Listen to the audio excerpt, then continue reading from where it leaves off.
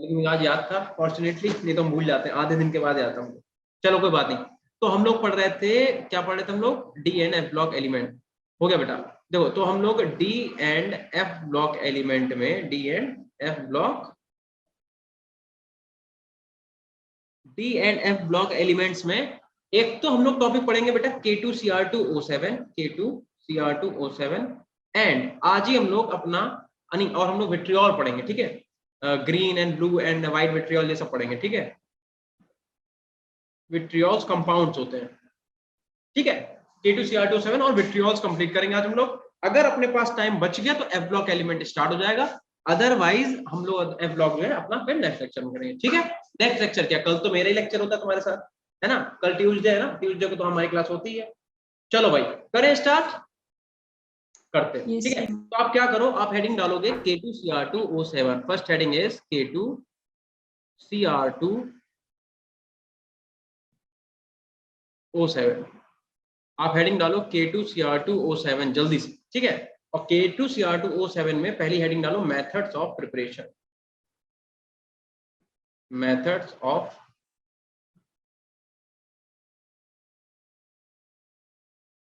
Preparation. Heading डालो K2Cr2O7 और K2Cr2O7 में हेडिंग डालो मेथड्स ऑफ प्रिपरेशन, ठीक है? जल्दी से कि भैया बनाते कैसे हैं। तो देखो सीधी सी बात है कि उल्टी बात है, ठीक है? तो उल्टी बात को पहले लिख लो भाई। देखो एक कंपाउंड है जिसका नाम आप लोगों ने आई थिंक सुना होगा, मेथड ऑफ प्रिपरेशन में लिखो। एक आपने कंपाउंड सुना होगा FeCr2O4। यार किसी को इसका नाम पता है क्या? क्या इसी को किसी का नाम पता है? इसका नाम है आयरन सेकेंड क्रोमाइड।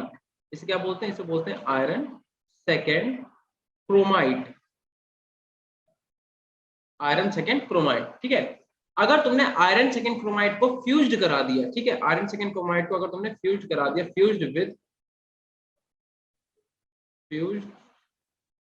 विद Na2CO3, ठीक है? Na2CO3 का नाम क्या होता है बेटा? सोडियम कार्बोनेट, ठीक है? तो अगर तुमने क्या करा कि FeCr2O4 को तुमने सोडियम कार्बोनेट के साथ हीट कराया तो क्या बन जाएगा बेटा? तो आपका बन जाएगा, एक तो बनेगा Na2CrO4, इसका नाम बता सकता है कोई? बताओ भाई। और एक आपका बन जाएगा Fe2O3, एक आपका बनेगा Fe2O3 और एक आपका बन जाएगा CO2, ठीक है? तो अगर पूछे किस कलर का होता है तो ध्यान रखना ये होता है अपने पास येलो कलर का। यार लास्ट क्लास में मैंने आपको एक बात बताई थी, कलर अगर किसी कंपाउंड में आ रहा है तो दो तरीके से आ सकता है, या तो आएगा डीडी ट्रांजिशन की वजह से, या तो आएगा किसकी वजह से?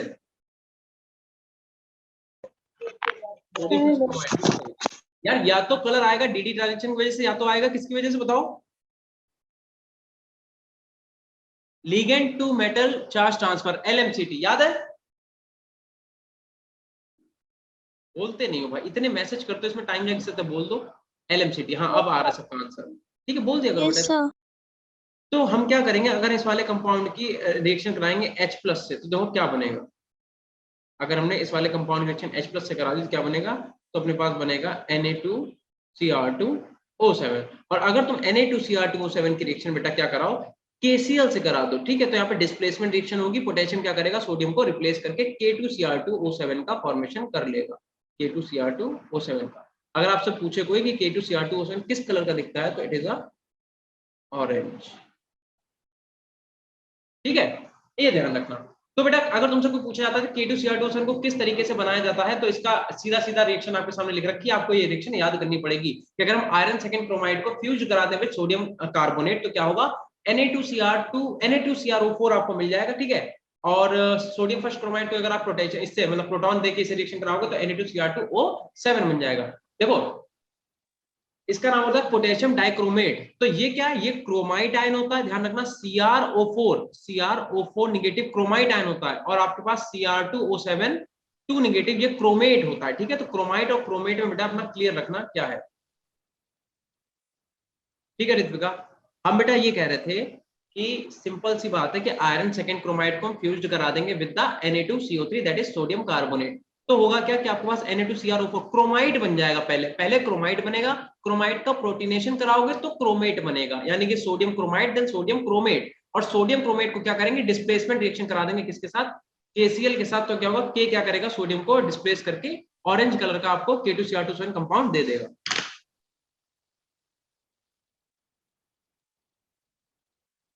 इतना नोट करो बेटा। Sir done sir.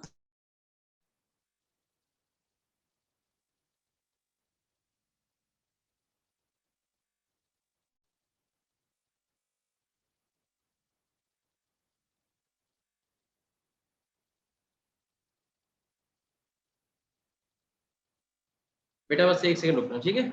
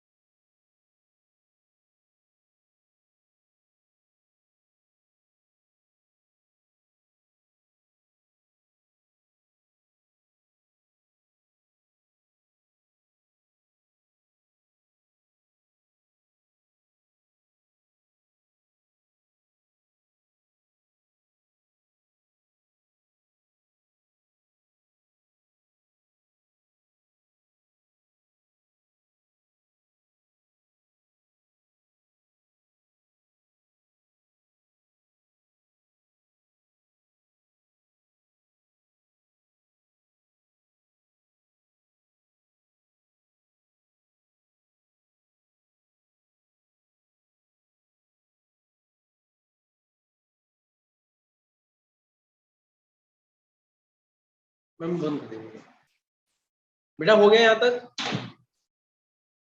आयुषी क्या कह रहा हो, सर एनसीईआरटी पढ़ना जरूरी है।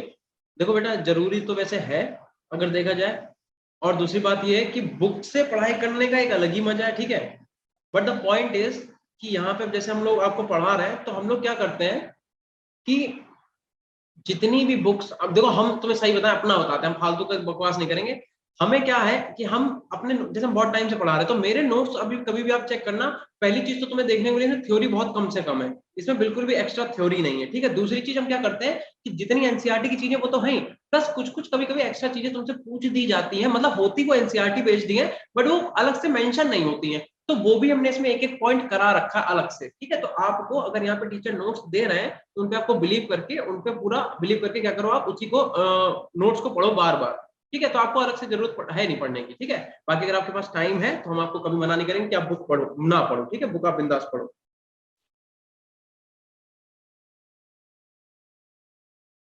हो गया बेटा इतना? Yes sir. Done sir. ठीक है यार, वही कह रहे हैं बेटा, पेपर देखो ऐसा होता है कि कभी भी ऐसा नहीं होना चाहिए कि आप बुक, अगर आपके पास प्रॉपर टाइम है, आपको टाइम मिल पा रहा है तो आप प्रॉपर बुक पढ़ो, तो क्या बना देंगे बेटा। अभी थोड़ी सी मेरी तबीयत डाउन चल रही है इसीलिए टाइम नहीं मिल पा रहा, और दूसरी बात ये भी है कि लेट भी हो गए थे तो बना देंगे, ठीक है, टेंशन नहीं लो। बस अब हम लोगों की वैसे भी क्लासेस होंगी ना रेगुलर, तो हम आपकी जल्दी से बना देंगे, कल आपका 100% बना दूंगा मैं, ठीक है। हीटिंग,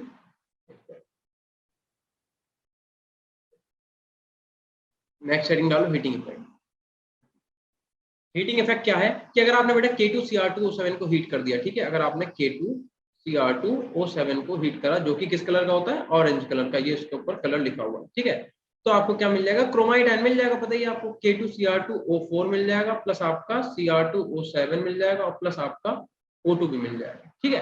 अगर आपसे इनके कलर पूछ लिए जाए तो याद रखना, क्योंकि यार डी ब्लॉक में बेटा बहुत गिने चुने कंपाउंड है, एक KMnO4 हो गया, एक K2Cr2O7 हो गया, तो इसके बहुत गिने चुने कंपाउंड है, तो इनके आप कलर याद कर सकते हो तो कर लेना बेटा, ठीक है, कभी कभी पूछ दिया जाता है, ठीक। इतना नोट कर लो जल्दी से।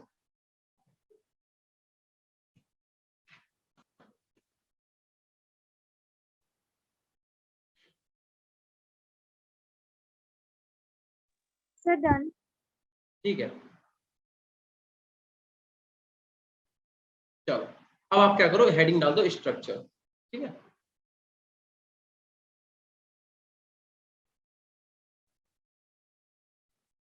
स्ट्रक्चर,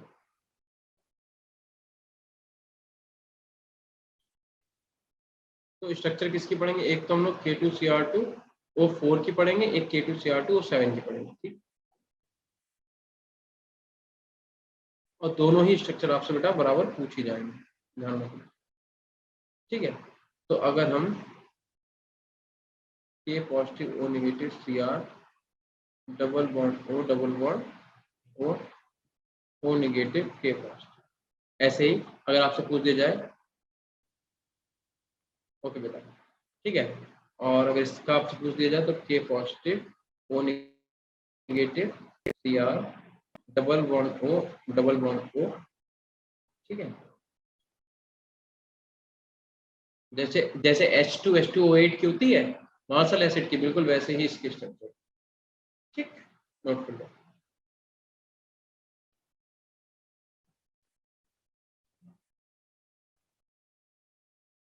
बेटा अगर मैं आपसे बोलूं कि ये वाला y है और ये वाला x है, तो यहाँ पे बॉन्ड लेंथ बताओ x के बीच में क्या होगी, बॉन्ड लेंथ का ऑर्डर बताओ, x और y के बीच में क्या रिलेशन होगा, x और y के बीच में। ऐसे यहाँ पे बॉन्ड लेंथ बताओ x और y के बीच में।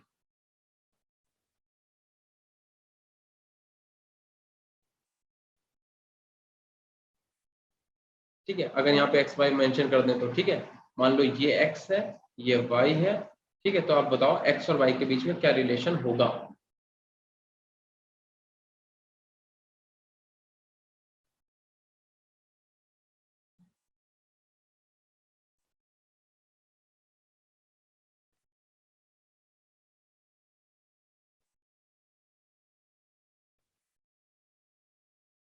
बताओ बेटा, यहाँ पे x और y के बीच में क्या रिलेशन होगा, मतलब मैं ये पूछ रहा हूँ x बड़ा होगा y से, y बड़ा होगा x से, या फिर x और y आपस में इक्वल होंगे, ये बताना है आपको, पहले वाले में और दूसरे वाले में, बता सकते हो क्या, जल्दी से बताओ बेटा।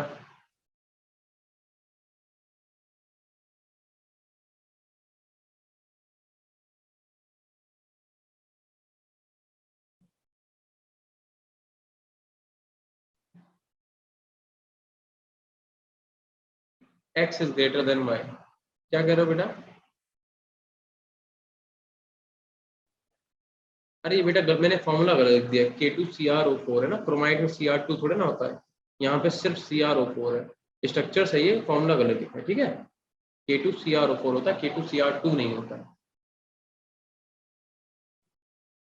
K2CrO4 में x बराबर होगा y के, भाई देखो बिल्कुल सही बात है, क्यों होगा ऐसा, क्योंकि भैया देखो यहाँ पे सीधी सीधी बात है, ये क्या होगा यहाँ पे ये जला जाएगा इसके ऊपर, ठीक है, तो सीधी सी बात है, इस पे O पे क्या आ जाएगा नेगेटिव, फिर क्या होगा O नेगेटिव फिर से यहाँ पे अटैक करेगा इसके ऊपर, मतलब देखा जाए तो दोनों में पार्शियली डबल बॉन्ड करेक्टर है कि नहीं है बताओ, मतलब ये वाला इधर यहाँ पे अटैक करेगा, ये वाला ऊपर चला जाएगा, ऐसे ये वाला फिर यहाँ पे आएगा, ये वाला फिर इसके ऊपर चला जाएगा, तो यहाँ पे डबली बॉन्डेड करेक्टर क्या करेगा, रेजोनेंस करता रहेगा, दैट्स व्हाई यहाँ पे x और y में से कोई भी बड़ा छोटा नहीं होगा, x और y क्या है बराबर ही होंगे। और इसमें बताओ K2Cr2O4 में बताओ बेटा, O7 में बताओ बेटा क्या रहेगा, O4 में तो तुम लोगों ने सबने सही बताया है, इसमें बताओ बेटा क्या होगा, y is greater than x, बिल्कुल सही है यार, कैसे तुम लोग भाई, तुम तो पढ़ने वाले बच्चे हो, डिस्ट्रिक्ट महाजन ने बिल्कुल सही बताया बेटा। देखो यहाँ पे बात ये है कि ये वाला जो ऑक्सीजन है ये भी क्या कर सकता है, यहाँ पे अटैक कर सकता है, ये वाला नेगेटिव चार्ज क्या करेगा, ये भी यहाँ पे अटैक कर सकता है, तो बात ये है कौन सा करेगा अटैक, ठीक है, which one is the most stable structure, बात ये हमें देखनी है कि ये वाला लोन पेयर करेगा कि ये वाला नेगेटिव साइन करेगा, ठीक है, तो बच्चों ने आंसर देना, सृजल वगैरह सबने आंसर दिया बेटा, सृजल ने, कोमल ने, ठीक है, सबने आंसर देना स्टार्ट कर दिया, ठीक है, कोमल, सृजल और किसने दिया है, ऋत्विका ने, ठीक है, देखो भाई बिल्कुल सही बात है, ठीक है, प्रतिभा, प्रतिभा आपका आंसर गलत है बेटा, y is greater than x, ये आंसर सही है भाई, देखो ऐसा होगा, चलो अच्छा देखो x is greater than y, बहुत सारे x बता रहे हैं y से बड़ा, देखो हम बताते हैं यार, अगर तुम ये वाला बेटा यहाँ पे अटैक करवाओगे तो यहाँ पे डबल बॉन्ड आएगा, और ये ऑलरेडी पेरोक्साइड बॉन्ड है, तो पेरोक्साइड बॉन्ड ऑलरेडी एक स्टेबल बॉन्ड है, तो यहाँ पे कभी भी क्या होगा, ये वाला बॉन्ड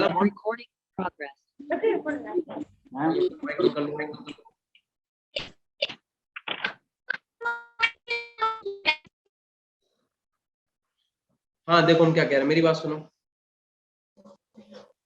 हाँ तनिष्का आपने भी दिया, मेरी बात सुनो यार, चैट करना बंद तो करो तभी तो बताएंगे, बार बार ऊपर चैट आ जाता है तो वो पॉइंटर मूव नहीं करता, इधर देखो, अबे भाई रुक जाओ, मेरी बात सुनो, अगर तुम चाहो तो इस लोन पेयर को यहाँ पे अटैक करा सकते हो, ये तब भी ऊपर चला जाएगा, अगर आप चाहो तो नेगेटिव साइन इधर अटैक कर सकता है, ये बॉन्ड तब भी ऊपर चला जाएगा, तो बात ये है कौन सा लोन पेयर रिजोनेंस में आएगा कि नेगेटिव चार्ज रिजोनेंस में आएगा, ठीक है, तो पहले तो एक चीज ध्यान रखना कि अगर अकॉर्डिंग टू द स्टेबिलिटी देखा जाए, ठीक है, अकॉर्डिंग टू द स्टेबिलिटी देखा जाए तो भैया सबसे ज्यादा स्टेबिलिटी होती है निगेटिव चार्ज की, फिर होती है लोन पेयर की, फिर होती है बॉन्ड की, ठीक है, ध्यान रखना, फिर होती है बॉन्ड की। तो अगर स्टेबिलिटी के हिसाब से देखा जाए तब भी तुम्हारा जो निगेटिव चार्ज है वो सबसे पहले क्या आएगा, सबसे पहले रेजोनेंस में आएगा, क्योंकि इसकी एनर्जी ज्यादा होती है। या तो अगर कहो लोन पेयर तो लोन पेयर, ये तो मतलब वैसे ही है। और नहीं तो अगर तुम दिमाग लगाना चाहो, देखो ये पोटेंशियल एनर्जी का कर्व है, ठीक है, अगर आप ध्यान दो तो ये पोटेंशियल एनर्जी का कर्व है क्या, कि सबसे पहले निगेटिव चार्ज जो है वो आपका रिजोनेंस करेगा, फिर आपका लोन पेयर करेगा, फिर आपके बॉन्ड करेंगे, ठीक है, ध्यान रखना। ये तो पोटेंशियल एनर्जी का एक ऑर्डर है।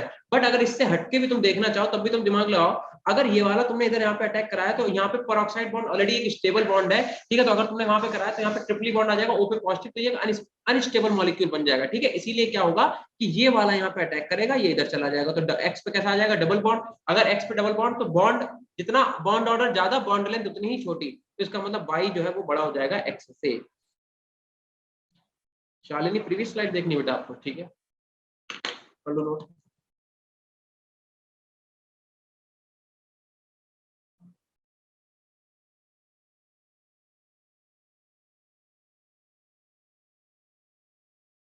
हो गया बेटा, डन सर। ठीक है।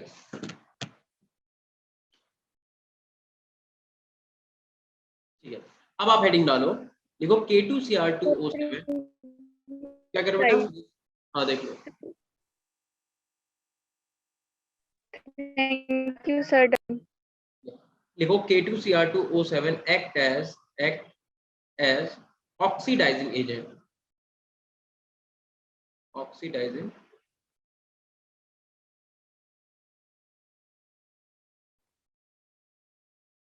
ऑक्सीडाइजिंग एजेंट, ठीक है। कहने का मतलब जो तुम्हारे पास Cr2O7 है, अगर तुमने उसे प्रोटॉन दिया तो वो क्या करेगा, Cr3+ में कन्वर्ट होगा। अब हमने तुम्हें बहुत चिल्ला चिल्ला के बता रखा है कि ऐसा एटम या फिर ऐसा मॉलिक्यूल जो खुद का क्या करता है, रिडक्शन, वही तुम्हारा बेटर ऑक्सीडाइजिंग एजेंट बोला जाता है। अगर तुम यहाँ पे क्रोमियम की ऑक्सीडेशन स्टेट निकालो, कितनी आएगी बताओ बेटा, 7 to the 14 डिवाइडेड बाय 2 7, यहाँ पे +7 ही तो आएगी, बताओ आएगी कि नहीं आएगी। Yes sir.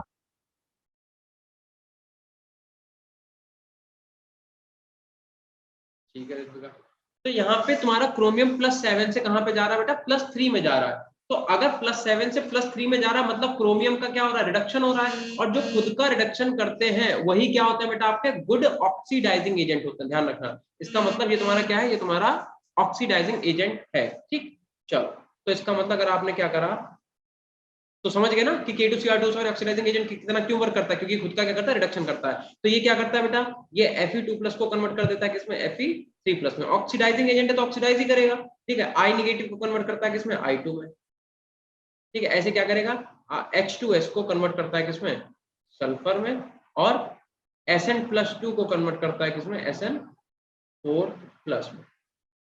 समझे भाई, ये है बात, ठीक है। इसका आपको अगर ट्रिक याद रखनी है तो देख लो कैसे याद रखोगे। फिर एक सॉन्ग सुनाओ, फिर एक सॉन्ग सुनाओ, ठीक है, फिर एक सॉन्ग सुनाओ, ऐसे याद कर लो, ठीक है। चलो, बस अब चैप्टर तुम्हारा फिनिश ही होने वाला है, थोड़ा सा और।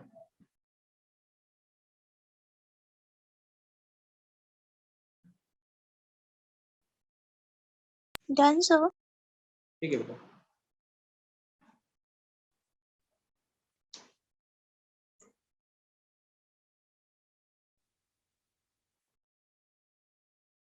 हाँ बिल्कुल वैसे जैसे पीछे एक ट्रिक लगाई थी, फिर एक न्यू सॉन्ग सुनाओ, फिर एक न्यू सॉन्ग ऑक्स को सुनाओ, ऐसे करके एक ट्रिक लगाई थी। फिर ऑक्स को एक न्यू सॉन्ग सुनाओ, है ना, वैसे ही वाला याद कर लो, फिर एक सॉन्ग सुनाओ, ठीक है। अगर इतना हो जाए तो इसके बाद बेटा आप हेडिंग डालो क्रोमिल क्लोराइड टेस्ट, ठीक है। Next heading is chromyl chloride test. आज तो मेरी एनर्जी हो सकता है, ठीक है, देखो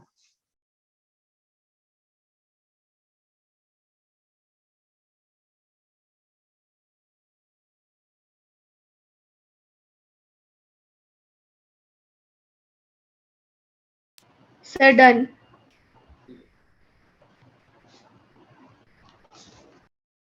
अस्मिता भाई कह रहे थे अगर आज तुम लोगों को थोड़ी एनर्जी लो लग रही तो काम चला लेना बेटा, क्योंकि आज मेरी तो तबीयत थोड़ी सी सही नहीं है, ठीक है, थोड़ा सा डाउन डाउन। हेडिंग डाल दो क्रोमिल क्लोराइड टेस्ट, ठीक है, क्रोमिल क्लोराइड टेस्ट में आप लिख लो। अब देखो पहले तो समझो यार, जैसे ही हेडिंग डालना क्रोमिल क्लोराइड टेस्ट, ठीक है, तो उसके बाद यहाँ पे हेडिंग डाल लेना 100%, ठीक है, यहाँ पे लिख लेना 100%, मतलब तुमसे यहाँ से बेटा क्वेश्चन पूछा ही जाना है, 100% करके स्टार बना लेना कई सारे, सो दैट तुम्हें रियलाइज हो जाए कि बेटा ये इंपॉर्टेंट है। ग्लूकोन डी नहीं यार, थोड़ा सा ये सर्वाइकल का पेन है ना, तुम लोगों को पढ़ाते पढ़ाते ऐसे गर्दन झुक गई, उसी की वजह से थोड़ा सा पेन हो रहा है और थोड़ा सा वैसे वाले चक्कर टाइप के आ रहे हैं। अभी सायमा मैम से पानी लेके पहले दवाई खाई, हमने कहा उसके बाद स्टार्ट करते हैं। चलो भाई, हेडिंग डालो क्रोमिल क्लोराइड टेस्ट। पिलो का ओवर यूज बेटा कह रहा हूं, मैं तो पिलो यूज ही नहीं करता हूँ यार जतिन। हाँ यार, एक्सरसाइज बताइए डॉक्टर ने, करते हैं। देखो अच्छा, क्रोमिल क्लोराइड टेस्ट जैसे हेडिंग डालना, इस पे लिख लेना 100% और बेटा इस पे कई सारे स्टार बना लेना, ठीक है। अब मेरी बात सुनो, क्रोमिल क्लोराइड टेस्ट है क्या? देखो, किसी मॉलिक्यूल के अंदर, किसी सॉलिड के अंदर, जो आयनिक सॉलिड होते हैं जनरली, तो उनके अंदर क्लोरीन का आयन है या नहीं है, इस चीज को पता करने के लिए क्रोमिल क्लोराइड टेस्ट किया जाता है। फिर से सुन लो एक बार हम क्या बोल रहे हैं बेटा, किसी आयनिक सॉलिड के अंदर तुम्हारा क्लोरीन का एटम प्रेजेंट है, क्लोराइड का आयन प्रेजेंट है या नहीं है, इस चीज को पता करने के लिए क्रोमिल क्लोराइड टेस्ट किया जाता है, ठीक है। Thank you Shalini. ठीक है, देखो भाई, तो इसमें है क्या, सबसे पहली बात है कि जो तुम्हारे पास सॉलिड आयनिक क्लोराइड है, अब हमें अभी अभी तो हम लिखे दे रहे हैं, बट जनरली हमें पता थोड़ी ना होता है, बट हम लोग पता करते हैं, तो भाई ये सॉलिड आयनिक क्लोराइड जो होगा तुम्हारे पास, आयनिक क्लोराइड्स, अगर तुमने उसकी रिएक्शन, अगर तुमने देखते हैं नहीं, ठीक है, अभी देखो, अगर तुमने सॉलिड आयनिक क्लोराइड की रिएक्शन बेटा, सॉलिड सॉलिड K2Cr2O7 से करा दी, K2Cr2O7 से करा दी in the presence of conc H2SO4, conc H2SO4, तो तुम्हारे पास Cr2OCl2, इसे क्या बोलते हैं, नाम बताइए इसे किसी को, इसी को बेटा क्रोमिल क्लोराइड के नाम से जानते हैं, इसे क्या बोलते हैं, क्रोमिल क्लोराइड।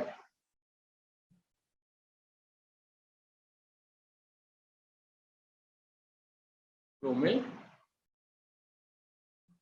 क्लोराइड, ठीक है। अगर तो कोई तुमसे पूछ दे इसका कलर कैसा होता है, ध्यान रखना रेडिश ब्राउन वेपर्स होती है, ठीक है, रेडिश ब्राउन वेपर्स, ठीक। जब तुम क्रोमिल क्लोराइड बना लोगे बेटा, तो ध्यान रखना इसकी रिएक्शन अगर आपने NaOH से करा दी, NaOH से करा दी, तो क्या बनेगा तुम्हें, तो तुम्हारे पास Na2CrO4 बन जाएगा, ठीक है। क्या नाम है इसका, सोडियम क्रोमेट, ठीक है। ये आपका येलो कलर का सोल्यूशन होता है, येलो सोल्यूशन होता है। देन अगर तुमने क्या करा, इसकी रिएक्शन PbOAc का होल ट्वाइस से करा दी, ठीक है, PbOAc का होल ट्वाइस, PbOAc का होल ट्वाइस, ठीक है, तो तुम्हें क्या मिल जाता है, PbCrO4 मिल जाता है, ठीक है, येलो PPT, ठीक है। तो बस तुम्हें इतना ध्यान रखना है भाई कि क्रोमिल क्लोराइड टेस्ट का मतलब है कि जितने भी हमारे पास सॉलिड आयनिक क्लोराइड होंगे, अगर हमने उनकी रिएक्शन क्या कराई, सॉलिड K2Cr2O7 और कॉन्क H2SO4 से, बस तुम इतनी लाइन याद कर लो यहाँ तक की, ये तो आगे फर्दर रिएक्शन जो तुम्हारे एनसीईआरटी में दी हुई उसके लिए लिख दिया, अदरवाइज तुम इतना याद करो, बस इससे अपना काम चल जाएगा। जनरली करा क्या जाता है कि जितने भी अपने ऐसे मॉलिक्यूल है आयनिक क्लोराइड या फिर आयनिक सॉलिड जिनके अंदर क्लोरीन का आइटम प्रेजेंट है कि नहीं है, क्लोराइड आयन, उसे पता करने के लिए हम लोग क्या करते हैं, इस रिएक्शन को करते हैं, बस बात खत्म, समझे। तो इतना तुम लोग जल्दी से नोट करो और हम तो बता देंगे। देखो कौन से एलिमेंट में होती हैं, उससे अच्छा याद ये कर लो कि कौन से ऐसे एलिमेंट है जो नहीं देते हैं, ठीक है। तो बस इतना नोट करो, फिर लिखवाते हैं ऐसे कौन से एलिमेंट है जो क्रोमिल क्लोराइड टेस्ट नहीं देते हैं, ठीक। करो बेटा जल्दी सुनो, ठीक है, सब लोग कर लो। ऐसे कौन से कंपाउंड है जो क्रोमिल क्लोराइड टेस्ट नहीं देते हैं, ठीक है। सर आपने यहाँ पे क्या लिखा है, एरो से लास्ट एरो से पहले, ये OAC है, OAC का मतलब एसीटेट आयन बेटा, देखो लिख देते हैं, तुम लोग पूछते नहीं, देखो बच्चे ने पूछा तब भी तुम लोग बस लिखे रहते हो अंधाधुंध, देखो OAC का whole twice. Lead acetate OAC को क्या लिखते हैं, लिख लो कहीं पे, जो कॉपी के ऊपर रेड कलर की लाइन होती है ना, वो जो स्पेस दिया होता है वो तुम्हें बचाने के लिए नहीं दिया, वो ये सब लिखने के लिए दिया होता है। OAC का मतलब होता है एसीटेट आयन, एसीटेट आयन मतलब कि CH3COO नेगेटिव। ठीक है, अच्छा ठीक है बेटा, अगर आ गया तो बहुत अच्छी बात है। OAC ये होता है, नोट कर लो कहीं पे अपने समझने के लिए, कहीं पे बेटा नोट कर लो। OAC का मतलब होता है acetate ion, that is CH3COO negative.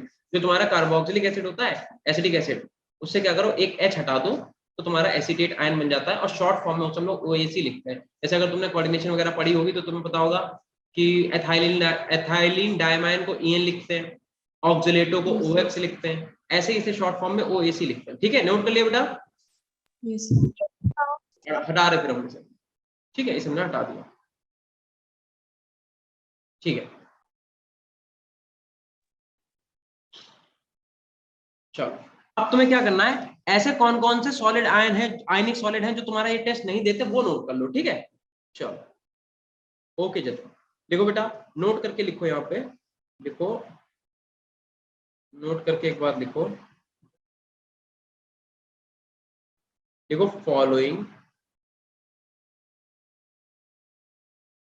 Chlorides do not give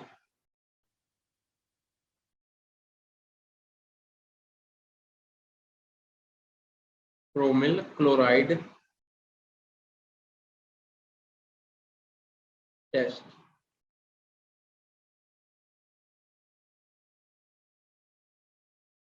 बिल्कुल सही प्रतिभा,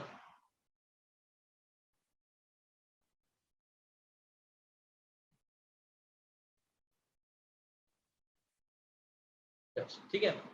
अच्छा एक बात सुनो मेरी, तुम लोग सब लोग, सभी लोग एक बात सुनो बेटा, जब तक तुमसे पूछा ना जाए तब तक तुम मत बताया करो। ठीक है, मतलब हम क्या कह रहे हैं, जैसे जो टॉपिक चल रहा है आप उसको बस सिंपली समझ लिया, अगर आपके समझ में आ गया दैट इज ओके। ठीक है, आप मुझे सारी फुल फॉर्म लिख के मत बताओ कि ये भी हमें पता है, वो भी, ज्ञान का प्रदर्शन नहीं करना चाहिए। ठीक है, अगर आपको आता है दैट इज ओके, मुझे लिख के चैट में, आप बार बार ऐसे चैट, देखो इसमें से कुछ समझ में नहीं आया बार बार पूछो, समझ में आता है, बट वही चीज को, एक ही चीज को बार बार, हमने बस एक बार यहाँ पे बता दिया कि PBOAC क्या होता है, कुछ बच्चों को समझ में नहीं आया, हमने लिख के दिखा दिया कि देखो ये होता है।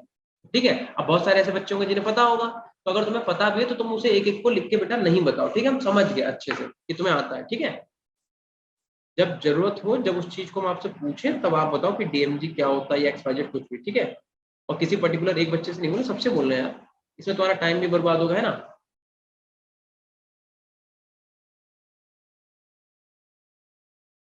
अगर तुमने एक बार जैसे हमने तुम्हें बता दिया तो उसे तुम नोट कर लो, तुम बार बार उसे रिपीट ना करो, क्योंकि ज्ञान का प्रदर्शन तभी करना चाहिए जब आपसे बोला जाए कि भैया बताओ तुम्हें क्या क्या आता है, जब तुम्हें प्रूव करना पड़े। तुम लोग पढ़ने वाले बच्चे हो, ये सबको पता है। ठीक है, तो अच्छे से पढ़ते रहो, कोई बात नहीं, अगर आप नहीं भी बताओ तब भी मालूम है कि हाँ भाई एक दो बच्चे होंगे जिन्हें नहीं पता होगा, और उनकी भी कोई गलती नहीं, शायद उन्होंने ना ध्यान दिया हो या फिर उन्होंने पढ़ा ना हो अभी तक, हो सकता है चैप्टर, बाकी तुम लोग आता होगा तो कोई बात नहीं। ठीक है, चलो जल्दी से इतना नोट करो बेटा।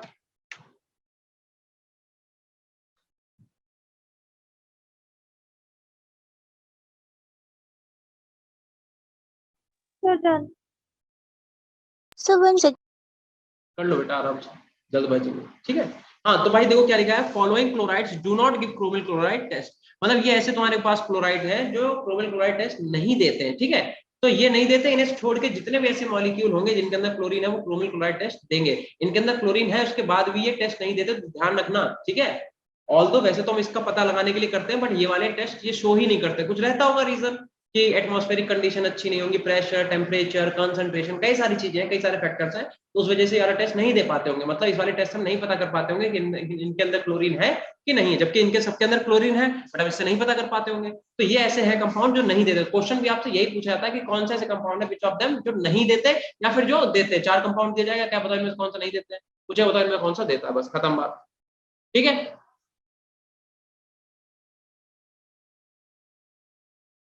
Done sir.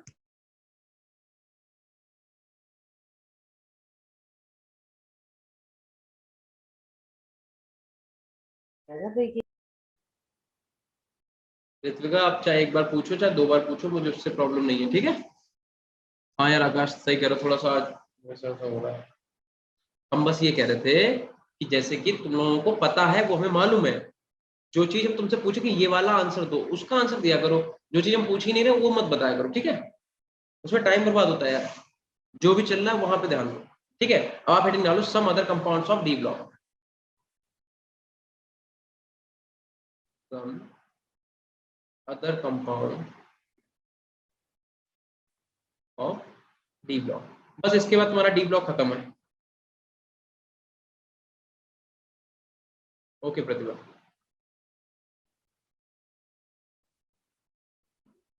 तुम लोग तो अपने पुराने बच्चे हो यार। मेरी जब पहले दिन जब हमने यहाँ पे पढ़ाया था, तो तुम लोगों के साथ मेरी फर्स्ट क्लास हुई थी, तो ये वाले नाम तो हमें अभी भी याद है, ऋत्विका, प्रतिभा और क्या कहते हैं मानसी, ये सब बच्चे, आकाश, ये तो स्टार्टिंग से ही है। कुछ बच्चे अभी नए भी ऐड हुए हैं ना, तो वो तो प्रॉब्लम है ही नहीं कि आप कुछ पूछ रहे हो, पूछने का तो जितना आप पूछ सकते हो उतना पूछो, क्योंकि हम यहाँ बैठे ही इसी के लिए है ना। मैं बस ये कह रहा हूँ कि जो चीज नहीं पूछो उसे रिपीट ना करा करो, क्योंकि उसके फिर टाइमर बंद करो। चलो खैर देखो, अब सबसे पहले हेडिंग डालो बेटा ग्रीन विट्रियोल। ग्रीन विट्रियोल, ठीक है, ग्रीन विट्रियोल। हाँ आकाश सही कह रहे हो, उस दिन मेरे पास पेन टैब नहीं था, और इन लोगों ने मेरा इंटरव्यू मतलब वो डेमो क्लास रख दी तुम लोगों के साथ, और कहा था कि आप पढ़ा दो। तो उस दिन हमने तुम लोगों को सीधे पीडीएफ से पढ़ाया था विदाउट एनी पेन और पेन टैब, ठीक है? फिर भी तुम लोगों का रिस्पॉन्स बहुत अच्छा मिला था मुझे, ठीक है? लिखो FeSO4.7H2, ये बेटा इसका फॉर्मूला होता है।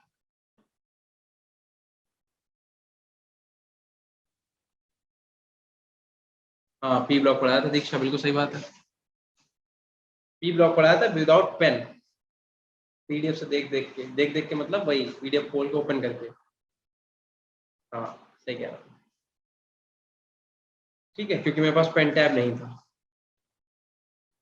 चलो भाई, अब आप इसके अंदर क्या करो, हेडिंग डाल दो मेथड्स ऑफ प्रिपरेशन, ठीक है?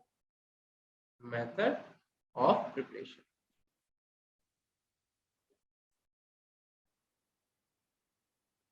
मेथड ऑफ प्रिपरेशन, ठीक है ना?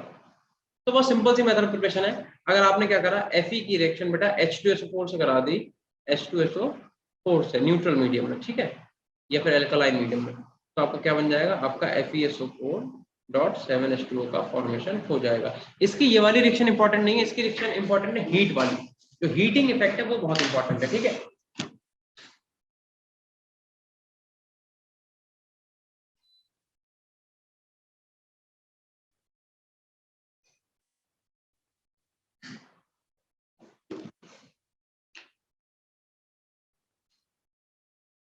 चलो भाई, अगर इतना हो गया तो आप हेडिंग डालो हीटिंग इफेक्ट।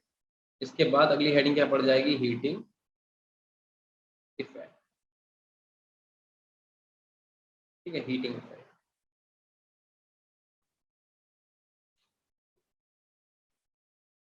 ठीक है? और ध्यान रखना यार, इसकी हीटिंग इफेक्ट बेटा बहुत इंपॉर्टेंट है, कई बार एग्जाम में पूछी भी गई है और आगे भी पूछी जाएगी। हीटिंग इफेक्ट का मतलब क्या है कि यार अगर तुमने FeSO4.7H2O को हीट कर दिया, ठीक है, तो क्या बनेगा, ठीक है? अगर आपने इसे हीट किया तो क्या बनेगा, तो 300 डिग्री सेल्सियस वगैरह में इसे हीट करते हैं, तो हमारे पास क्या हो जाएगा, FeSO4+7H2O, सात के सातों H2O क्या हो जाएंगे, अलग हो जाएंगे, ठीक है? अगर उसके बाद तुमने इसे स्ट्रॉन्ग हीटिंग कर दी, अगर और ज्यादा हीट किया, ठीक है, स्ट्रॉन्ग हीटिंग,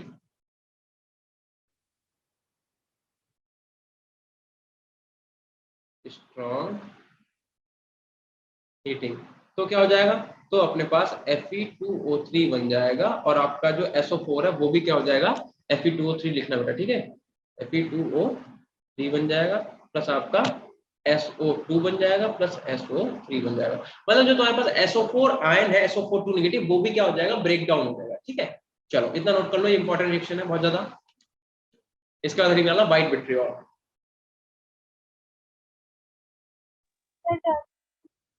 ठीक है? बड़ा सन्नाटा है भाई, कुछ तो बोलो तुम लोग। ठीक है बेटा, सर रिपीट कर दे। बेटा हम ये कह रहे थे कि देखो, अगर इस वाले मॉलिक्यूल को, यानी कि यही तो है तुम्हारा ग्रीन विट्रियोल, ठीक है, इसी का तो नाम है ग्रीन विट्रियोल, ठीक है। तो जब तुम इसे हीट करोगे तो एक तो तुम्हारा क्या हुआ, सारे वाटर मॉलिक्यूल निकल जाएंगे, बट उसके बाद अगर आप इसकी स्ट्रॉन्ग हीटिंग करोगे, मतलब इसे और ज्यादा हीट करोगे, तो जो FeSO4 मॉलिक्यूल है उसमें जो SO4 नेगेटिव है वो भी आपका फर्दर ब्रेक हो जाएगा, ठीक है, SO2 और SO3 में, बस ये बोलना।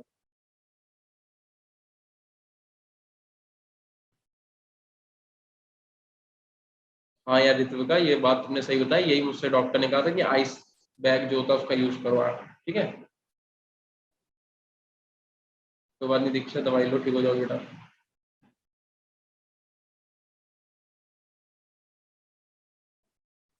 अच्छा आकाश, ठीक है। अच्छा अच्छा चलो ठीक है। अब बीमार और ज्यादा बीमार पड़े इसलिए बात नहीं कर रहा, तुम इतने सीधे हो। चलो, इतना हो गया बेटा, यहाँ तक सबका क्लियर है ना? ठीक है चलो।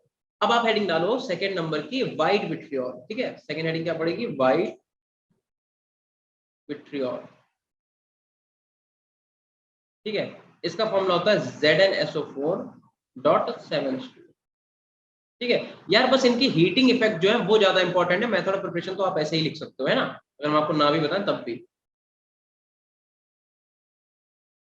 हाँ यार सही कह रहा हूँ, ठीक है। हेडिंग डालो मेथड, मेथड ऑफ प्रिपरेशन, ठीक है। हेडिंग डाल दो मेथड ऑफ प्रिपरेशन।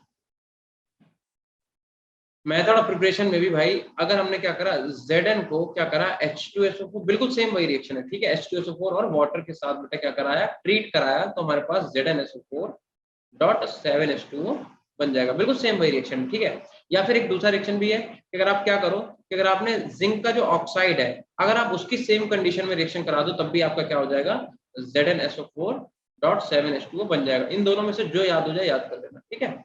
चलो, उसके बाद बात करते हैं हीटिंग इफेक्ट, जो इसकी मोस्ट इंपॉर्टेंट रिएक्शन है।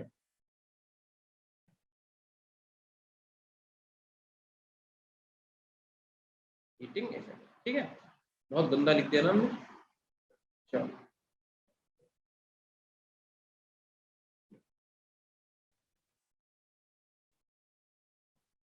बस थोड़ा सा ही बचा है, देन इसके बाद क्या है, अपना एफ ब्लॉक चालू होगा, ठीक है।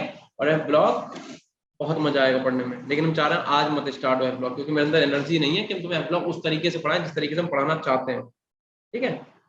तो देखते हैं, ZnSO4.7H2 को अगर आपने बेटा हीट कर दिया, तो अब कंडीशन है, इसमें क्या कंडीशन है, जो जो क्वेश्चन पूछे गए वही हम तुम्हें करवा रहे हैं। एक तुमसे पूछा गया था अगर टेम्परेचर तुम्हारा 70 डिग्री सेल्सियस से कम है तब क्या होगा, तो ध्यान रखना, अगर टेम्परेचर 70 डिग्री सेल्सियस से कम है तो क्या होगा, तो आपके पास ZnSO4.6H2O, 6H2O, सिर्फ एक वाटर मॉलिक्यूल है जो इलिमिनेट होगा। अगर टेम्परेचर आपका ग्रेटर देन है किससे, 70 डिग्री सेल्सियस से, तब क्या होगा, तब आपके पास ZnSO4.H2O बचेगा। बहुत ध्यान से सुनो, अगर तुमने टेम्परेचर 70 डिग्री सेल्सियस से कम करा तो एक वाटर मॉलिक्यूल निकलेगा, और अगर आपने टेम्परेचर 70 डिग्री से ज्यादा कर लिया तो एक वाटर मॉलिक्यूल बचेगा, ऐसे याद कर लो, सिंपल है, सीधी सी बात है। अगर टेम्परेचर 70 डिग्री से कम तो वन वाटर मॉलिक्यूल एलिमिनेट होगा, अगर 70 डिग्री से ज्यादा टेम्परेचर तो एक मॉलिक्यूल बचेगा, खत्म बात, ठीक है। अब अगर इस एक जो ये तो बचा हुआ है, अगर तुमने इसे और फर्दर हीट करा दिया 220 डिग्री सेल्सियस पे, तब क्या होगा, तो तुम्हारा ये वाला वाटर मॉलिक्यूल भी निकल जाएगा और बचेगा क्या, सिर्फ ZnSO4 बचेगा, ठीक है, ठीक है, सिर्फ ZnSO4 बचेगा। और रिएक्शन अभी यहाँ पे कंप्लीट नहीं हुई है, अब जो ये ZnSO4 है बेटा, इसकी फर्दर हीटिंग आगे भी होगी, ध्यान रखना, यहीं से रिएक्शन तुम्हारी इंपॉर्टेंट है, ठीक है। अगर हम चाहें, जो क्वेश्चन पूछा गया तो वो कराना, ठीक है। ZnSO4 को बेटा 750 डिग्री सेल्सियस पे हीट कराया गया था, और फिर इसे क्या करा गया था कि टेम्परेचर जो है 800 डिग्री सेल्सियस से भी आगे बढ़ा दिया गया था, तो पूछा गया था बताओ क्या बनेगा, ठीक है। तो भैया जब इसे 750 डिग्री पे हीट कराया गया तो तुम्हें तुम्हारा सीधे सीधे जिंक ऑक्साइड बना, और प्लस का तुम्हारे पास SO3 जो है वो निकल गया, ठीक है। और जब टेम्परेचर आप क्या करोगे, इससे भी ज्यादा कर दोगे, टेम्परेचर 800 डिग्री सेल्सियस से भी ज्यादा, तो तुम्हारे पास क्या होगा, सीधे सीधे जिंक ऑक्साइड, और जो तुम्हारा SO3 है वो भी टूट जाएगा, यानी किसमें, SO2 में और O2 में। तो ये कंप्लीट रिएक्शन है तुम्हारी, ठीक है बेटा। रिपीट करते हैं, देखो मैं ये बोल रहा हूँ कि हम लोगों ने क्या करा कि ZnSO4.7H2O दैट इज क्या है तुम्हारा, व्हाइट विट्रियोल, ठीक है। तो अगर आप क्या करोगे, व्हाइट विट्रियोल को अगर हम 70 डिग्री सेल्सियस से कम टेम्परेचर पे हीट करेंगे तो ये वाला मॉलिक्यूल बचेगा, मतलब एक वाटर मॉलिक्यूल निकलेगा। और इसे अगर आप 70 डिग्री टेम्परेचर से ज्यादा पे हीट करोगे तो एक मॉलिक्यूल बचेगा। यहाँ पे देखो वाटर के एक मॉलिक्यूल निकला, यहाँ पे वाटर का एक मॉलिक्यूल बचा, हमने कहा ऐसे याद कर लो। फिर अगर आपने इसे 220 डिग्री सेल्सियस पे हीट करा, 220 डिग्री, देखो ये स्टैंडर्ड टेम्परेचर होता है इसलिए यहाँ पे हीट करना है, ठीक है। अगर हमने इसे 220 डिग्री सेल्सियस पे हीट कर दिया तो क्या होगा, तो आपका ZnSO4 मॉलिक्यूल बचेगा, ठीक।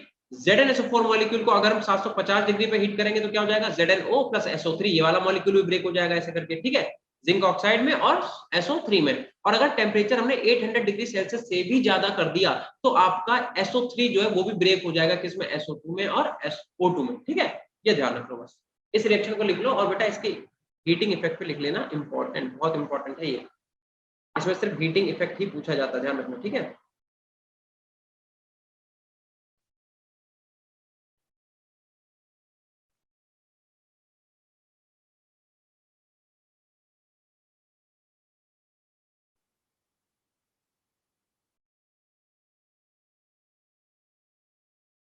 बेटा एक बार सबका हो जाए तो बता दो, हो गया क्या सबका? Yes sir. ठीक है भाई, ठीक है, ठीक है, चलो ठीक है बेटा। चलो अब एक लास्ट टॉपिक और, हेडिंग डालो ब्लू विट्रियोल, ठीक है। लास्ट हेडिंग क्या पड़ जाएगी, ब्लू विट्रियोल। ये बहुत आसान आसान है, ये कोई टफ कंपाउंड नहीं है, तुमने देखा ही होगा। बस इसमें क्या है कि हीटिंग इफेक्ट जो है वो आप अच्छे से याद कर लेना, ठीक है। ब्लू विट्रियोल का फॉर्मूला क्या होता है, CuSO4.5H2, ये बोलते हैं किसे, ब्लू विट्रियोल को। एक्चुअल में विट्रियोल वर्ड का मतलब होता है SO4 ion, SO4 negative sulphate ion को विट्रियोल बोलते हैं, ठीक है, ध्यान रखना। चलो तो भाई सिंपल सी रिएक्शन है, ज्यादा कुछ बड़ा चढ़ा के है नहीं, कि अपना क्या करो भैया, कॉपर को अगर आपने O2 और H2SO4 की प्रेजेंस में क्या कराया, ट्रीट करा दिया, तो आपका क्या बन जाएगा, CuSO4.5H2O बन जाएगा, ठीक है। यार ये 4 है, ध्यान रखना, 9 मत कर लेना कोई लोग, ठीक है। CuSO4.5H2O का फॉर्मेशन हो जाएगा, ठीक। ऐसे ही एक और रिएक्शन है जिससे हम ये बना सकते हैं क्या, अगर हम CuCO3 को, अगर हम CuCO3 को और CuOH का होल ट्वाइस को ट्रीट करा दे H2SO4 के साथ, तब भी हमारे पास बेटा CuSO4.5H2O का फॉर्मेशन हो जाएगा। क्या यार किसी को इसका नाम पता है, इस कंपाउंड का नाम पूछा गया था सिर्फ नीट के एग्जाम में, सिर्फ नाम, और वो भी नॉर्मल सा जो बेसिक नाम होता है वो, ठीक है, बता सकते हो, इसका नाम होता है बेसिक कॉपर कार्बोनेट, ठीक है, नाम है बेसिक कॉपर कार्बोनेट, ठीक है, ध्यान रखना, ठीक। अगर तुमसे कोई कह दे कि किस स्ट्रक्चरल फॉर्म में होता है बेसिक कॉपर, तो ध्यान, सॉरी ये तुम्हारा ये ब्लू विट्रियोल, तो ध्यान रखना ये होता है CuSO4.5H2O। अगर पूछे किस स्ट्रक्चरल फॉर्म में होता है तो यार ये एक कोऑर्डिनेशन कंपाउंड है, ठीक है। और कोऑर्डिनेशन कंपाउंड क्या अभी तक तुम्हें पता चल चुका होगा, ये होता है हमारे पास CuH2O का होल 4 और SO4.H2O, ठीक है भाई, जल्दी से नोट करो बेटा इतना। फिर इसकी हीटिंग इफेक्ट देख लो, बस इसकी हीटिंग इफेक्ट, मतलब तुम्हें सिर्फ 3 हीटिंग इफेक्ट याद करनी है, व्हाइट, ब्लू और कौन सा विट्रियोल, ठीक है बेटा। कोमल रित्विका ओके,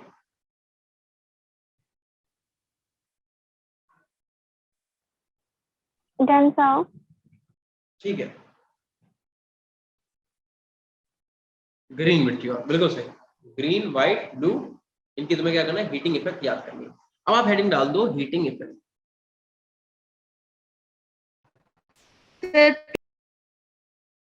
बेटा बस एक सेकेंड देना, प्रीवियस स्लाइड ओपन करते हैं, ठीक है, ठीक है। और बताओ तुम लोग क्या चल रहा है, ठंड कैसी है तुम्हारे यहाँ, रजाई वगैरह ओढ़ रहे हो कि नहीं? No sir. नहीं, अरे फिर फायदा क्या हिमाचल में रहे, अगर रजाई भी ना ओढ़ो। सर अभी तो गर्मियां है। गर्मियां है फिर भी मतलब इतना तो ठंडा रहता ही होगा। सर अब बारिश हो रही है तो थोड़ी ठंडी है, तो ठंड हो रही है थोड़ी थोड़ी। तुम लोगों को सर्दियों में मजे आते होंगे? Yes sir. जाती है बारिश। अच्छा, सर्दियों में तुम लोग खूब मजे आते होंगे ना, सर्दियों में तो खैर सबको मजे आते हैं, लेकिन तुम लोग कुछ ज्यादा ही आते होंगे, बिना आग वगैरह के रह ही नहीं पाते होंगे, है ना? हीटर वगैरह यस चला सर, यस सर। बहुत पड़ती होगी। बहुत ज्यादा ठंड होती है सर। नहीं बेटा, हम हिमाचल आ चुके हैं। मेरा एक एग्जाम था 2018 में शायद, अब मुझे शायद जियोलॉजिस्ट का था आई थिंक, तो हम हिमाचल आए थे। अच्छा वर्षा, हाँ यार ये कहाँ पे था, ये तो हमें ऐसे नाम नहीं याद आ रहा है, क्योंकि कहाँ पे था यार ये नहीं याद है मुझे। शिमला में था, और शिमला में कहाँ पे था वो मुझे याद नहीं है। बहुत पहले 18 में आए थे, मतलब घूमने के पर्पज से नहीं आए थे, आए पेपर दे चले गए, ऐसे नहीं आए थे कि घूमने के पर्पज से, बट हम आएंगे। अच्छा, बहुत तरक्की कर ली हिमाचल ने, बहुत अच्छी बात है यार। हम लोग तो और भी चाहेंगे और तरक्की करें, है ना? अच्छा, लोअर हिमाचल गर्म है। अच्छा, तुम लोग रहते हो, तुम लोगों को सारी बातें पता है ना। चलो भाई, अब इसकी हीटिंग इफेक्ट और देख लो कि अगर हम क्या करें बेटा, अगर हम CuSO4 को, अगर हम CuSO4.5H2O को हीट कर दे, ठीक है, इसे अगर हम हीट कर दे तो क्या बनेगा अपने पास? तो अपने पास CuSO4 बनेगा, डॉट आपका, डॉट क्या, हाँ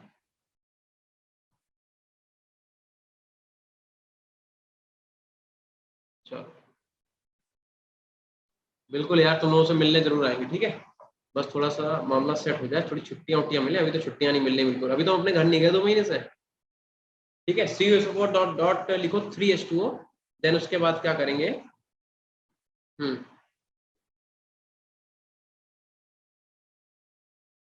बेटा 2 मिनट में कुछ नहीं पढ़ा है, बस प्रीवियस स्लाइड, थोड़ी बातें और क्या कहते हैं, हीटिंग इफेक्ट लेके रहते हैं, ठीक है।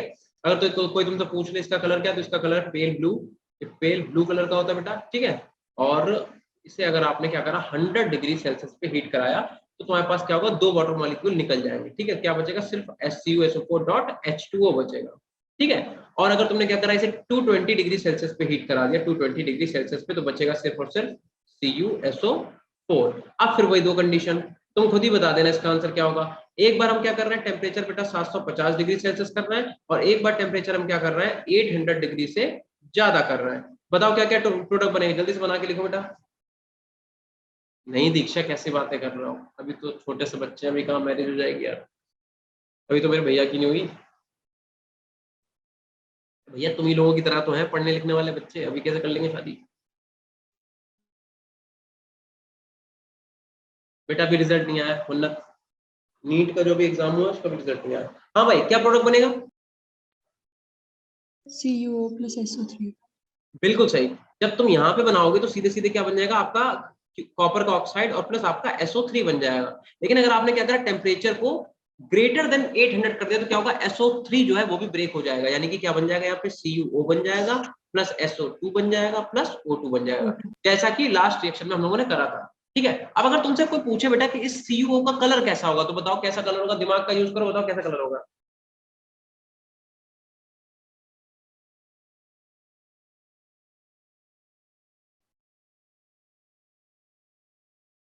हाँ तो बेटा बात तो वही होगी, मेरिट नहीं है यार हम, दीक्षा ब्लू। देखो CuO का कलर, यार एक बात बताओ, जब तुम इतना जलाओगे किसी चीज को तो ब्लैक कलर का नहीं हो जाएगा। जब टेम्परेचर इतना ज्यादा करते ही जा रहे हैं, करते ही जा रहे हैं, करते ही जा रहे हैं, तो कैसा हो जाता है, ये ब्लैक कलर का हो जाता है, ध्यान रखना। ये ब्लैक कलर का, नॉर्मल CuO का कलर नहीं पूछा है, यहाँ पे जो CuO बनेगा उसका कलर पूछा है, ठीक है। जब हम इतना ज्यादा टेम्परेचर कर रहे हैं, इतना ज्यादा उसे जला रहे हैं, हीट दे रहे हैं, तो कैसा हो जाएगा, तो ये आपका ब्लैक कलर का हो जाएगा। चलो ठीक है भाई, इतना यस सर। Yes sir. ठीक है। चलो यहाँ पे लिख लो 100%, और इसी के साथ आपका जो डी ब्लॉक एलिमेंट है, डी ब्लॉक, वो क्या हो गया, वो हो गया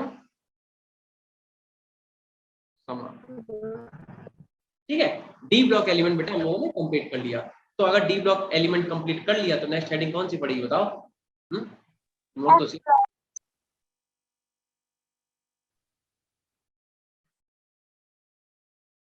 हाँ बेटा, प्रतिभा सोच के देखो, आप ये कन्वर्ट करोगे, जब ये आप इसे बर्न करोगे तो इसके फर्नेस वगैरह में करो, फर्नेस में जब इतना टेम्परेचर आप कर दे रहे हो ऑलरेडी, तो ऑब्वियस सी बात है ब्लैक हो जाएगा इतना ज्यादा अगर जलाएंगे, ठीक है। तो अब हेडिंग डाल लो मेरे प्यारे बच्चों, एफ ब्लॉक एलिमेंट। वैसे तो हम इसे स्टार्ट कराना नहीं चाह रहे थे आज, बट ठीक है, क्या कर सकते हैं, एफ ब्लॉक एलिमेंट्स। ठीक है, हेडिंग डालो F block elements. D block हम लोगों ने क्या करा, फिनिश कर लिए हैं। छोटी सी बेटा तुम लोगों को बात बता देते हैं, एफ ब्लॉक एलिमेंट का जन्म कैसे हुआ। ठीक है, टाइम टेबल बनवा दे, चलो ऐसा कर लेते हैं। पहले एक बार सुन लो जरा एफ ब्लॉक एलिमेंट की बात। बात ये थी कि जब हम लोग डी ब्लॉक एलिमेंट में हमने देखा था 3D सीरीज, 4D सीरीज, ठीक है, then 5D series, then 6D series, है ना, 4 सीरीज है डी ब्लॉक के अंदर। ठीक है, अब 4 सीरीज में 3D, 4D, 5D। अब जैसे ही तुम 5D पे आते हो तो 5D में एक तुम्हारा एलिमेंट है जिसका नाम है लेंथनम, और 6D में तुम्हारा एक एलिमेंट है जिसका नाम है एक्टिनम। तो ऐसा हुआ क्या कि लेंथनम के जैसे ही अगले एलिमेंट पे आए, ठीक है, तो वो जो भी एलिमेंट था उसकी जो प्रॉपर्टीज थी, मतलब उसका आउटर मोस्ट इलेक्ट्रॉन जो था वो एफ ऑर्बिटल में आ रहा था, इसकी जो भी प्रॉपर्टीज थी वो किसकी तरह थी, वो एफ ब्लॉक एलिमेंट की तरह थी। ठीक है, या समझ लो ऐसी थी जो डी ब्लॉक से डिफरेंट थी, वो एक डिफरेंट टाइप की प्रॉपर्टी शो कर रहे थे। कब, जब हम लोग लेंथनम से आगे आ रहे थे 5D सीरीज में, और 6D सीरीज में एक्टिनम से जब आगे आ रहे थे। ठीक है, अब वो कौन कौन से एलिमेंट है, ठीक है, वो तुम्हें पता चल जाएगा।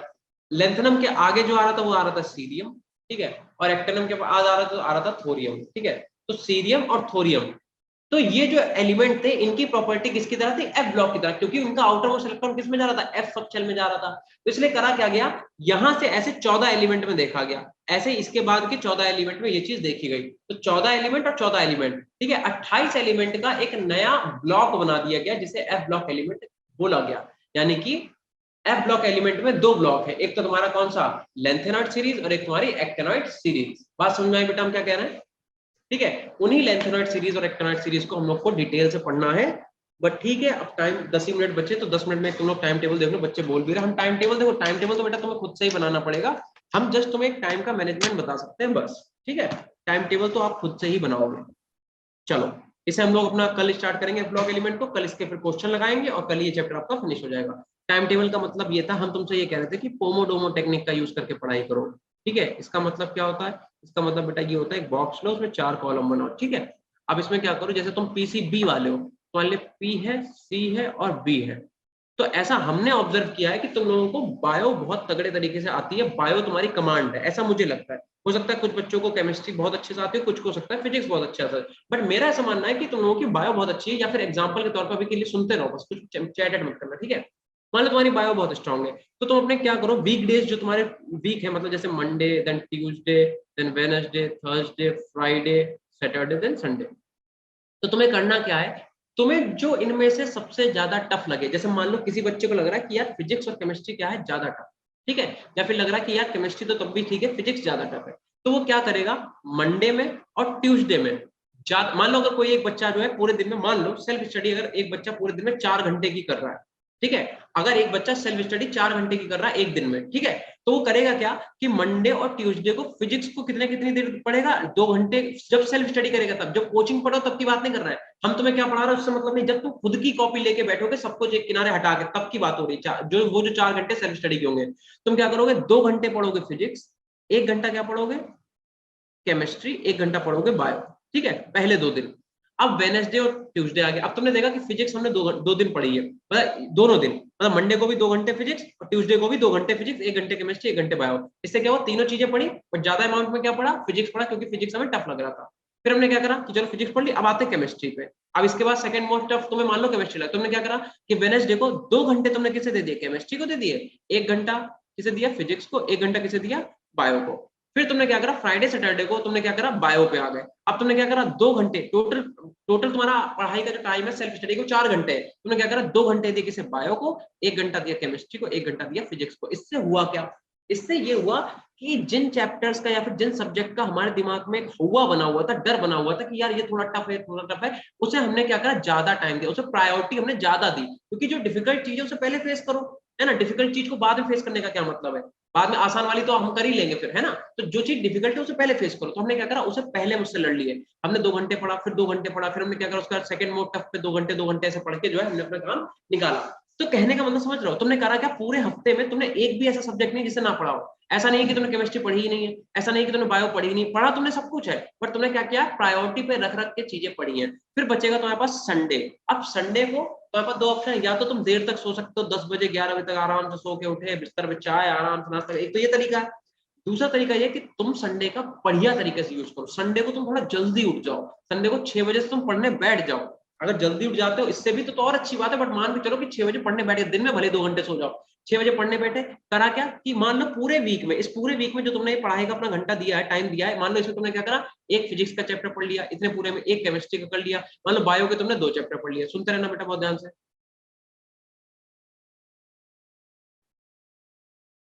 हाँ मेरी बात तो सुनो शिवानी, हम पूरा आपको सब बताएंगे, डोंट वरी। देखो, तो मान लो तुमने क्या करा, एक चैप्टर फिजिक्स का कंप्लीट कर लिया, एक केमिस्ट्री का कर लिया, एक बायो का तुमने चैप्टर कंप्लीट कर लिया, तो तुम क्या करोगे, ये जो संडे वाला दिन है, इसमें कम से कम प्रीवियस ईयर की अगर तुम्हारे पास बुक है तो अच्छी बात है, एनटीए के अभ्यास आता है वो वहां से डाउनलोड करो, तुम्हें परचेज करनी है। अगर तुम्हें लगता है कि नहीं यार हमें मतलब ऐसे मोबाइल से देख देख के लगाने में मजा नहीं आ रहा, तो तुम एररलेस एक बुक आती है उसे ले लो, ठीक है। ये आपकी नीट के लिए आती है, वॉल्यूम फर्स्ट एंड वॉल्यूम 2 दो होंगे इसमें, एक वॉल्यूम फर्स्ट होगा, एक होगा वॉल्यूम, पहले भी हमने रिकमेंड करी थी, बहुत सारे बच्चों के पास है भी, तो आप ये ले लेना बुक, ठीक है। ये बुक ले लेना, इसमें आपको चैप्टर वाइज बहुत सारे क्वेश्चन है, तो आप क्या करोगे, फिजिक्स में आपने जो चैप्टर पढ़ा है उसके कम से कम 100 क्वेश्चन लगाओ संडे को, ऐसे कम केमिस्ट्री के कम से कम 100 क्वेश्चन लगाओ, ऐसे बायो के कम से कम प्रीवियस ईयर में आए हुए 100 क्वेश्चन लगाओ उसी पर्टिकुलर चैप्टर के, और इस बुक के अंदर आपको उसके 100 क्वेश्चन मिल जाएंगे आसानी से। आई बात समझे। ऐसे ही आप क्या करो, नेक्स्ट वीक में क्या करो, फिर से अगले चैप्टर पे, फिर ऐसे ऐसे करते रहो, इस तरीके से आप पढ़ो। इस तरीके से होगा क्या कि जब तुम प्रॉपर टाइम दोगे, प्रायोरिटी रखोगे, जो तुम्हें टफ सब्जेक्ट लगते हैं उन पे जब तुम प्रायोरिटी दोगे, उन पे टाइम ज्यादा दोगे, तो तुम्हारी तैयारी अच्छे से होगी। दूसरी बात यार ये है कि बेटा जब तक आप क्वेश्चन नहीं लगाते हो तब तक आप ऐसा मान के चलो कि आपका जो चैप्टर है वो पूरी तरीके से तैयार नहीं है। आई बात समझ में क्या कह रहे हैं। इसीलिए जब भी, अब एक तुम्हें बात बताते हैं बहुत सीधी सीधी, तुम्हारे पास वैसे तो भी देखा जाए टाइम है, बट हम लोग अगस्त में आ चुके हैं, तो अगस्त, सितंबर, अक्टूबर, नवंबर, दिसंबर, जनवरी, फरवरी, मार्च, अप्रैल, मई में तुम्हारा पेपर होना है, तो ले दे के तुम्हारे पास 8 महीने मान के चलो है। अब 8 महीने में अगर तुमने 11 12 की दोनों केमिस्ट्री तैयार करी, ठीक है, तो कम से कम बेटा 24 चैप्टर है, और एक चैप्टर को अगर तुम विद क्वेश्चंस प्रीवियस ईयर के तैयार करते हो, कम से कम तुम्हें 3 दिन लगेगा, तो 24 into 3 कर लेना, बताना कितना आ रहा है।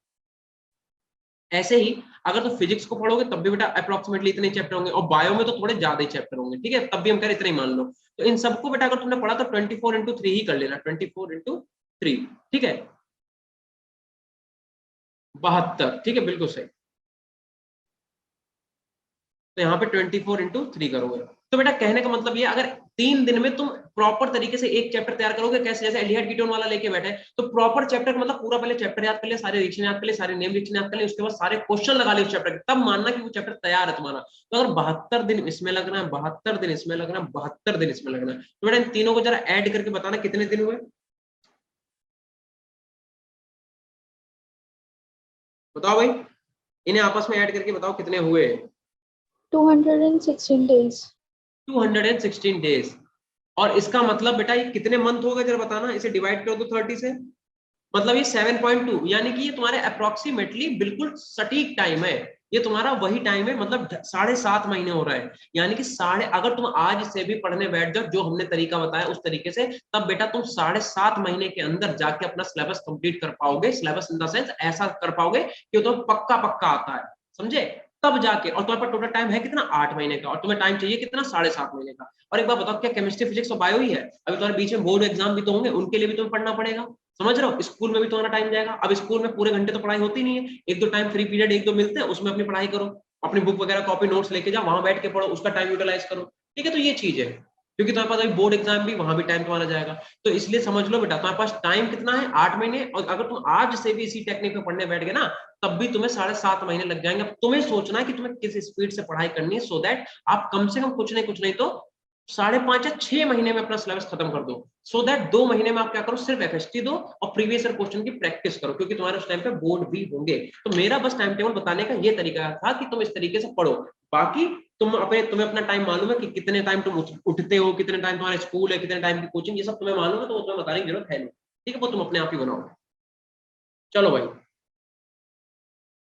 ओके बेटा, ठीक है, तो आज की क्लास यहीं तक रखते हैं, ओवर करते हैं, और कल हम लोग क्या करेंगे, एफ ब्लॉक एलिमेंट को शुरू करेंगे, कल ही खत्म कर लेंगे, ठीक है। चलो, ये नोट्स हम आपके डाल देंगे ग्रुप पे, वहां से आप डाल लेना, ठीक है। चलो भाई, बाय बाय।